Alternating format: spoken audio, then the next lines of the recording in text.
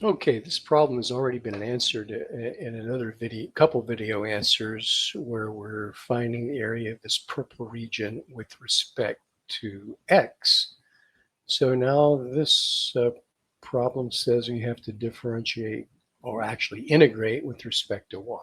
Okay, what that means is that our typical rectangles for this purple region are going to be horizontal, and we'll be integrating along the y-axis from 0.04, which is actually 1/25th, up to this 4. And that's what this is showing right here for this definite integral. The question is, where did this come from, the integrand? Well, the length of the rectangle, a typical rectangle, is from here to here. And you can think of it as the x coordinate at the right minus the x coordinate at the left. And what we need to do for this green curve is get it for x in terms of y. So the original problem was y equals 1 over x squared. If we want to solve that for x in terms of y, we'd probably multiply both sides by x squared and then divide by y, and then take the square root of both sides. And you can see there's actually two branches for the original function.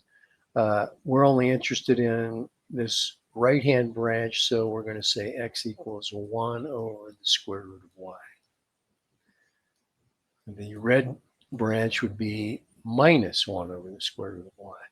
And this point of intersection occurs when x is 5. So if I put 5 in for this x, solve for y, you do get 1/25th. Okay, so the length of this rectangle, the the x coordinate at the right is always 5 for some y between 0.04 and 4. So for this y, I'll call it y sub 1 just for the heck of it. This distance right here is an x distance. And what you do is, to find that distance, is put 1 over the square root of y. So that little red distance changes depending on where your rectangle is. If your rectangle's up here, that little distance is not going to be as much. If you're way down here, that distance is going to be from here to here. And we have to subtract to get the length of the rectangle. So that's what x coordinate at the right minus x coordinate at the left gives us the length of that rectangle. Of course, we can write this as 5 minus, well, to find the antiderivative, let's do it that way.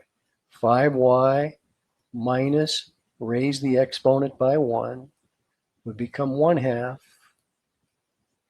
multiply by the reciprocal of the new exponent, evaluate that whole thing from 1/25th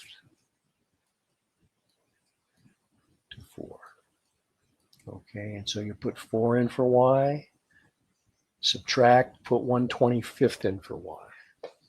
Get the calculation or the simplification, that's what you get, 16.2 or 81/5. And when I send the link to the Desmos graph, it will have both solutions at that link. So there you go. Hope that helped. If you have any questions, post a comment.